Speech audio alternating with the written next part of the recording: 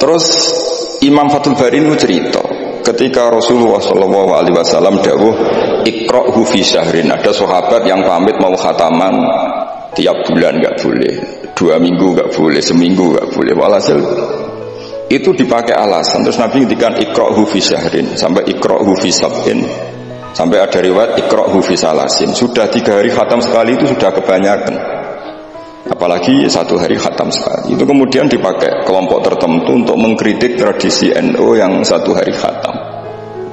Tapi apa jawabannya Imam Fathul Bari? Apa mereka yang mengkritik itu benar-benar nyata iqra'hu fi syahrin, kemudian mereka itu khatam tiap bulan? Kan enggak juga. Oke, kamu kritik enggak apa-apa dari Imam Sinten Ibnu Hajar al-Asqalani, tapi kamu juga harus baca iqra'hu fi syahrin tiap bulan, benar-benar apa? Khatam. Iqra'hu fi sab'in, memang benar-benar tiap 7 hari khatam. Niki ngritik sing khataman sedina tapi ya ora khataman tiap 7 hari. Jangan bakatnya njen ngritik. Nah, terus Imam Fathul Bari cerita, a'rafun nas, orang paling tahu tentang yang dikehendaki Rasulullah SAW tentu ashabu, beberapa sahabatnya. Dan ternyata Sayyidina Utsman itu setiap malam khatam. Artinya apa? Tiap hari beliau khatam. Masa Sayyidina Utsman nggak tahu hadis itu? Sayyidina Utsman tiap malam niku khatam. Imam Bukhari rawi hadal hadis yang meriwayatkan Nabi itu melarang khataman keseringan, yang meriwayatkan hadis iqra'hu fi syahrin, iqra'hu fi sab'in. Beliau itu tiap malam khatam Quran, dan khusus Ramadan khatam 2 kali. Bukan karena order lagi, memang benar-benar khatam. Jadi pagi khatam, indal iftar, nanti khatam lagi sampai indah sahur. Sehingga terus mulai sanad kula dugi Mbah Dolah, dugi Mbak Arwani Danten, lewat orang tua saya, lewat guru-guru kita, khataman tiap hari itu enggak punya akibat apa-apa. Karena itu ahwalu masyayikhina, itu sudah perilaku masaya-masaya kita. Terus ini yang perlu saya ungkapkan. Kemudian orang-orang yang kayak Mbak Minan itu ngalami toyul wakti. Gurunya Imam Sa'roni namanya Ali Al-Mursifi, ini cerita tentang Sirajul Qori, saraipun Mandumah Satibi. Di antara keramatipun gurunya Imam Sa'roni niku 1 hari itu khatam 360.000 1 hari. Sampeyan sembayang 360.000. Niku boten sampean takwil paling kulhu pengganti Quran. Boten, ya memang dibaca. Sampai muridnya Imam Sa'roni itu tanya, taqra'uhu bi harfin wa sautin, apa kamu baca dengan huruf juga ada suara jenengan? Naam. Kata beliau, maddawahi al-waqta, ini Allah memanjangkan waktu untuk saya ikraman di Rasulihi Muhammad SAW. Jadi beliau ngalami toyul wakti. Toyul wakti itu waktu diringkas sedemikian rupa sehingga beliau baca itu dalam waktu 24 jam ya kayak mungkin bagi kita ratusan tahun. Namanya toyul wakti. Nah, kenapa itu bisa terjadi? Terus kata-kata sarahnya Satibi tadi, Sirahul Syu'ara, wa hadza amrun la tasa'ul uqul wa hadduna minhu at-tasdiq. Ini sesuatu yang mungkin nalar kita tidak sampai, tapi sudahlah kita percaya saja. Nah, kenapa kita percaya? Karena Quran itu kalamullah sing aslinya itu laisa fi harfin wala sautin. Tidak melibatkan suara, tidak melibatkan huruf. Itu yang kalamun azaliyun. Kemudian orang ini ditarik ke Lauh Mahfud, kemudian dia ngalami yang seperti itu. Dan itu bagi orang-orang dekat Allah sah saja. Kuntu samahu alladhi yasma'u bihi wa basaruhu, seterusnya. Orang-orang yang dekat Allah itu ibaratnya mau melafadzkan apa saja itu sudah kayak mewakili itu. Kenapa begitu? Karena dia saking fananya pada dirinya sampai ya memang fana, sehingga ya dia sudah, tapi bukan manunggaling kawula Gusti boten. Misalnya begini, saya beri contoh. Andaikan sampean itu jadi wali, sebetulnya saya bilang andaikan ini su'uladab, bisa saja wali betul, tapi kayaknya kok belum meyakinkan. Andaikan dulu, urutannya andaikan dulu. Kalau sampean jadi wali, itu nggak tahu bedanya antara ayam itu melahirkan telur atau telur lahir dari ayam dengan ayam itu lahir dari batu.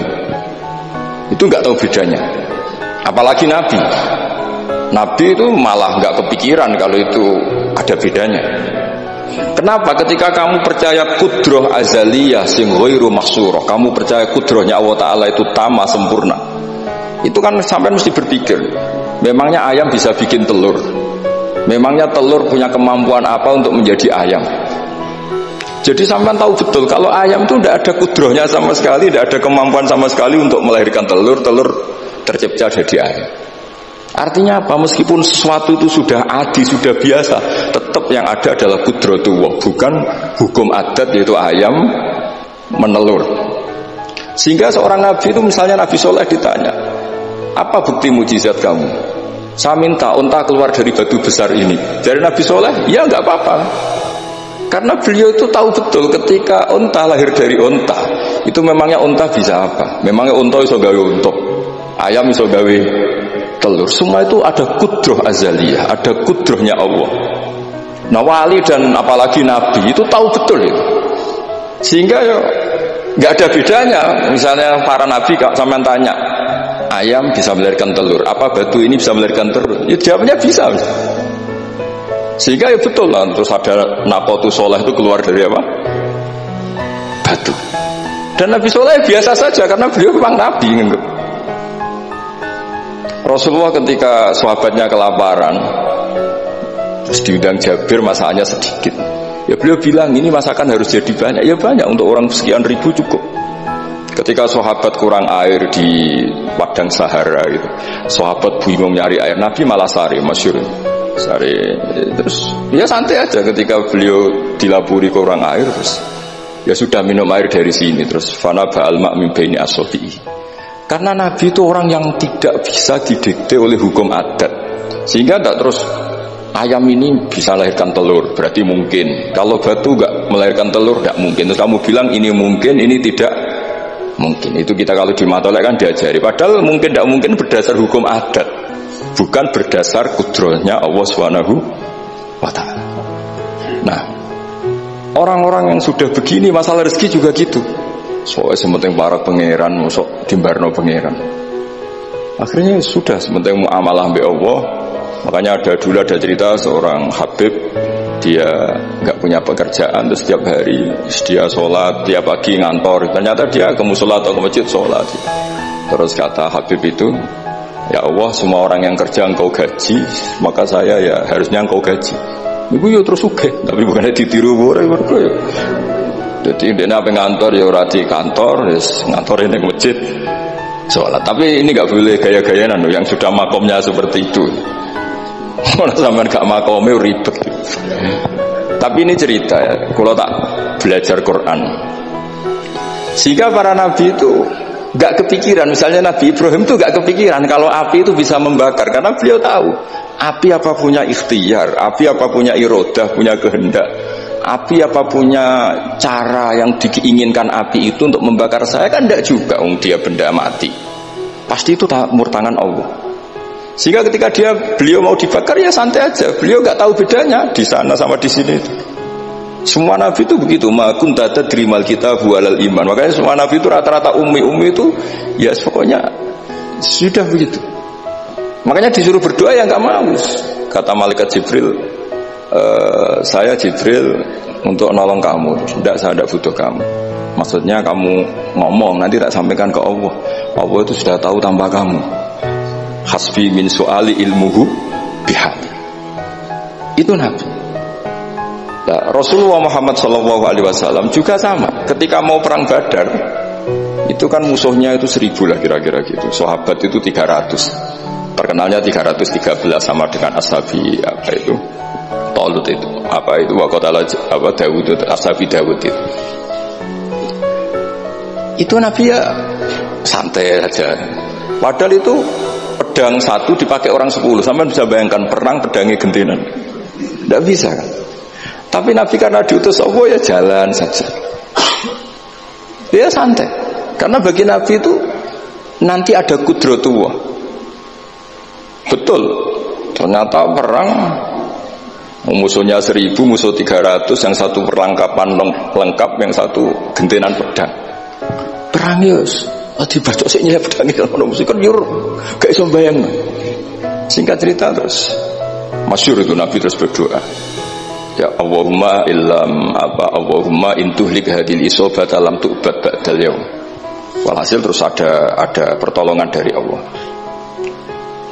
Artinya Nabi nganggep ini gak penting 300 apa 100. Orang menang itu ya karena biqudrotillah. Begitu juga di perang Khandaq sehingga Nabi itu pernah minta kakinya kambing. Kaki yang depan namanya dirok. Dirok itu 2 kan, namanya kaki depan itu dirok. Coba ambilkan dirok itu, ini ada tamu, diambilkan. Terus diambilkan lagi, ambilkan lagi 1, diambilkan. Terus ambilkan lagi. Bukankah kambing diroknya hanya 2 ya Rasulullah? Andai kan kamu langsung ngambil, pasti tetap jumlah itu ada. Karena ketika Nabi ngendikan ini jadi konstitusi. Jadi kemana malaikat kudu melok ribet Nabi ngendikan. Ya masyhur kan Nabi khutbah padahal pas musim kemarau nggak mungkin hujan cara hukum adat. Ya Rasulullah khutbah itu suwi-suwi niki wong bingung perkara ana udan. Pun soe niki bingung halakatil amal mergo gak ana udan. Niku Nabi langsung ngendikan udan. Bareng udan minggu berikutnya wong kebanjiran sakniki mboten rusak krana kemarau tapi krana banjir. Niku Nabi ngendikan Allahumma hawalena wala ini langsung mari.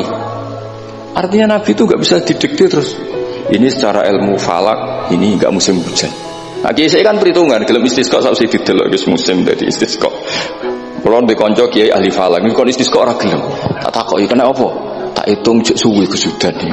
Engko ora ketara ramandine dadi dekne ngenteni. Wis yo ono kiai rondo politik ngoten yo. Tangan-tangan yo bener timbang terkenal ngobos kan nurono reputasi dadi. Iku yo. Tapi kalau Nabi itu ndak. Nabi itu ma kunta tadrimal kitab walal iman.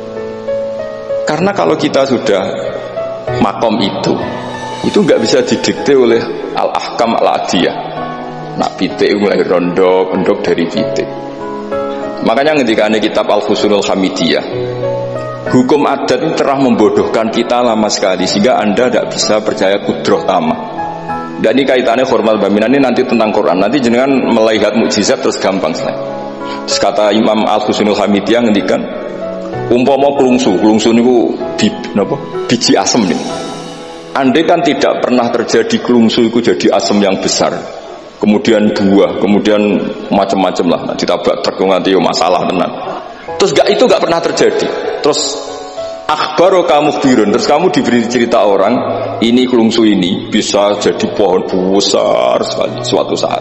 Kamu pasti tidak percaya. Wah ini mohal, masa barang kecil jadi besar. Berhubung sering terjadi, terus Anda bilang mungkin. Tapi pertanyaannya loh, ketika mungkin itu kamu kan gak ikut bikin. Loh, namanya mungkin tidak mungkin kan kamu harus punya otoritas ikut bikin. Kamu kan tidak ikut bikin, kok bilang ini mungkin, yang ini tidak mungkin. Ketika itu sering jadi pohon besar, Anda pun tidak berkontribusi kan? Kontribusinya siapa coba? Allah Subhanahu wa Ta'ala. Nah di sini terus para wali itu sudah mengabaikan itu semua. Jadi ya Nabi kalau mau mi'raj ya sudah terbang saja. Kayak Abdul Qadir Jilani kalau mau tawaf ya tawaf saja. Padahal beliau di Baghdad. Imam Nawawi itu di Damaskus tiap malam tuh tawaf. Padahal penerbangan 3 jam. Karena beliau gak roh bedane iki adoh iku parku kok. Mbak Mutamakin kepengin teng Mekah ya teng Mekah mawon. Ora usah antri haji, paspore diurus. Kondo Mas Nadi pon kondo menak nu mboten usah ngoten. Mboten usah ngoten. Niki cerita wali mboten. Artinya nah, orang-orang ahli Quran itu sudah ke makom itu. Sehingga yo coba warai nak tengok-tengok ning omah terus rezekine piye yo coba warai ngono kok dadi goblok malah niki pun makomnya seperti itu. Dan kita harus berlatih. Kalau kita tidak berlatih maka ilmu ini akan hilang. Yaitu tadi, terus kita didikte hukum adat, seakan-akan hukum adat ini memenjarakan kita, memasung kita, kemudian kita sampai nanti ada mukjizat. Naqatus Soleh keluar dari As-Sakhrah, dari batu besar kita janggal, Nabi Ibrahim dibakar oleh api, kita apa? Janggal. Sebetulnya itu kalau pakai, makanya di Matolek, di semua pondok diajarkan ada mohal akli, ada mohal apa?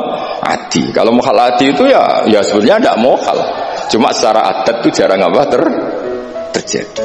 Tapi kita harus mulai berpikir, dilatih. Ketika telur jadi ayam, memangnya dia punya ikhtiar kan enggak? tetap di situ ada qudratullah. Lah kalau sama-sama qudratullah bedanya apa? Telur keluar dari ayam sama telur keluar dari batu. Kan sama-sama yang menentukan adalah Nah di sini ini latihan tauhid. Terus yang terakhir untuk sering baca Quran secara fasih, secara benar, secara apa? Ini saya cerita min haisul makna ya. Itu sesuatu itu dikembalikan pada yang punya. Saya beri contoh ya. Kalau sampean saya tanya, mic ini kan dari besi, sama ini masker dari kertas, dari kain. Ini kuat mana? Pasti sampean menjawab kuat mic, karena ini materinya dari apa? Besi. Tapi Anda salah. Artinya salah itu, ya semuanya cerdas tapi lagi setengah. Yang benar adalah ya terserah jenengan Gus jenengan yang megang. Bisa saja ini masker tak rencanakan, tak awetkan, tak simpen, tak museumkan. Saya punya rencana menghancurkan mic ini. Berarti nanti awet mana? Dinosaurus itu konstruksinya lebih kuat, tapi Allah menghendaki habis-habis. Pitik sing ngono isak nganti saiki. Nah, kira-kira seperti itulah hukum Allah. Karena agama itu apa? Jadi ya mambiati malakutu kulli syai'. Agama itu berkeyakinan kalau ya terserah yang punya. Jadi kalau di depan agama, kamu tidak bisa bilang ini lebih kuat timbang ini, tidak bisa. Tetap terserah yang Jadi kalau jenengan cerdas betul ditanya, mic ini sama masker kuat mana? Terserah jenengan. Atau kalau enggak, wallahu a'lam.